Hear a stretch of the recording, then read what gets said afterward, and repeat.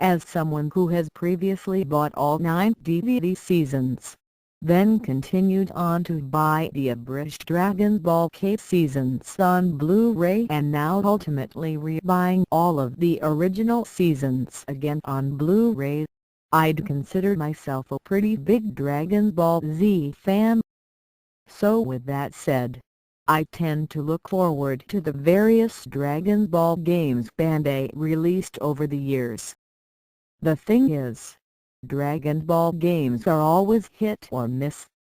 They're either fantastic brawlers faithful to their source material like the Budokai Tenkaichi games, and Raging Blast titles, or they're on the opposite side of the spectrum, like Ultimate Tenkaichi. So where does Dragon Ball Xenoverse fall on this tipping scale? The biggest draw to Dragon Ball Xenoverse is its story mode. As someone who is familiar with Dragon Ball Z backwards and forwards, this was easily my most anticipated feature.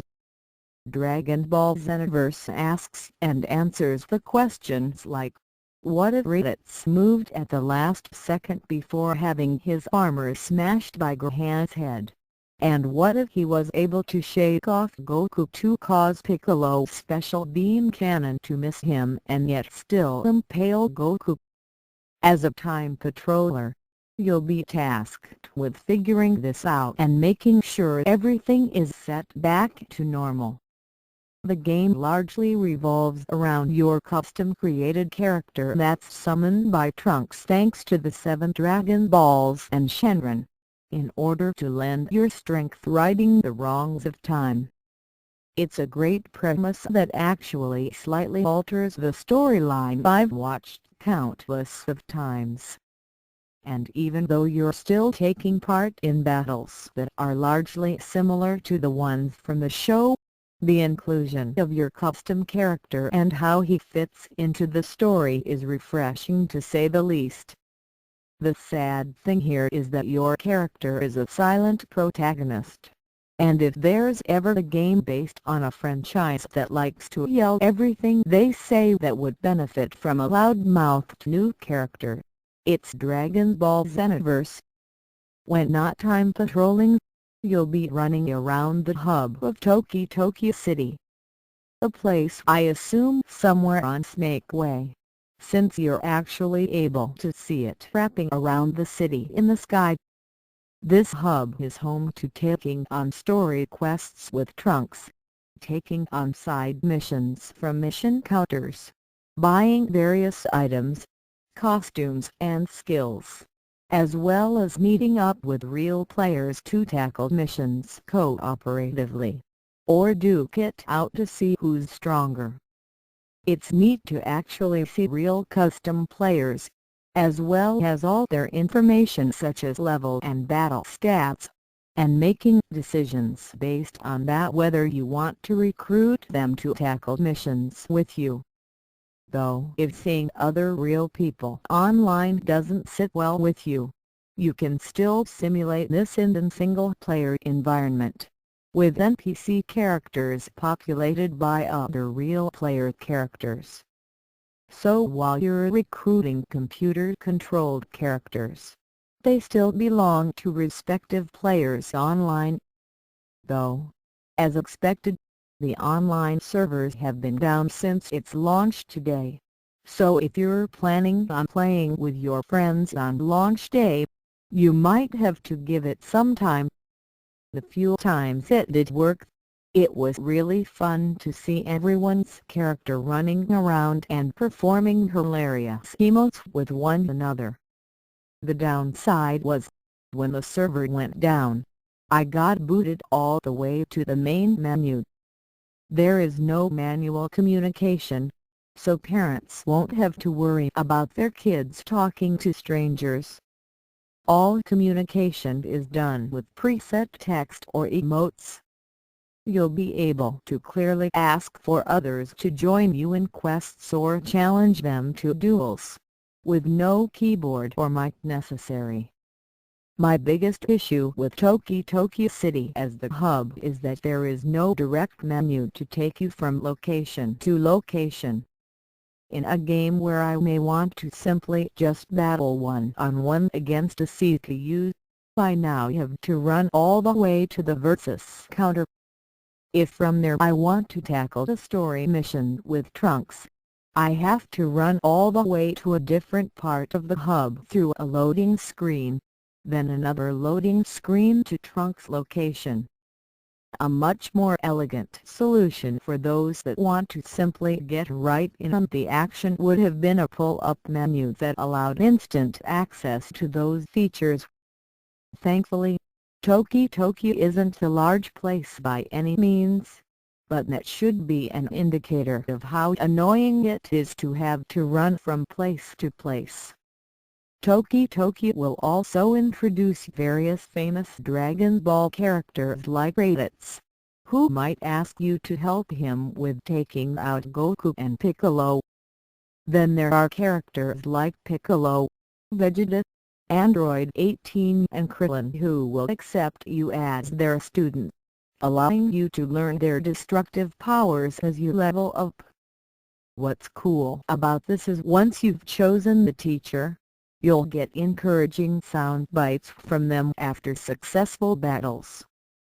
Speaking of battles, if you're familiar with the 3D-focused games like the Budokai Tenkaichi series or even the Raging Blast games, then you'll feel right at home here.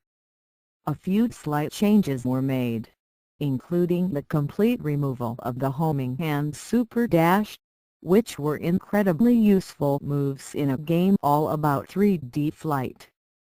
If there's one thing for certain, Dragon Ball games tend to have complicated control schemes to manage the chaos that happens on the battlefield, whether it's flying in high speed, pulling off crazy meteor combos, or blasting an enemy straight in the face with a Kamehameha. Dragon Ball Xenoverse is a delightful middle ground, still giving players freedom to zoom around the battlefield, but with much more manageable control schemes.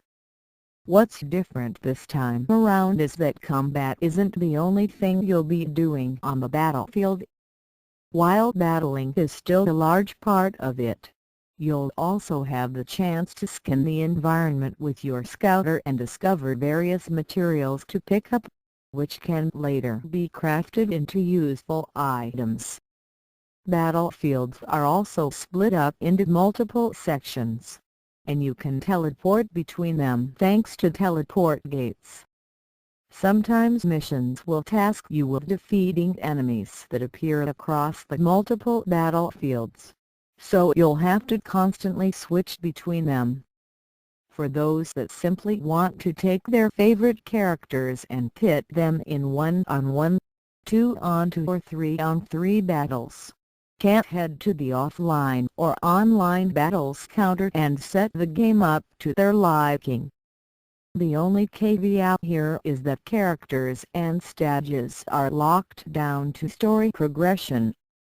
That means you essentially have to play the main story mode if you want to have every single character and their respective forms available to you.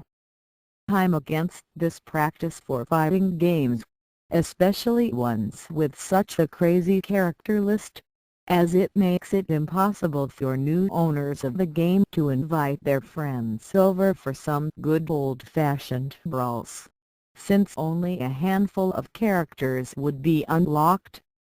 The game has a ton of unlockable content, mainly customizable items for your character. But there's a downside to this as well. The store that sells new costumes and accessories don't allow you to preview what it looks like before purchasing them. Why?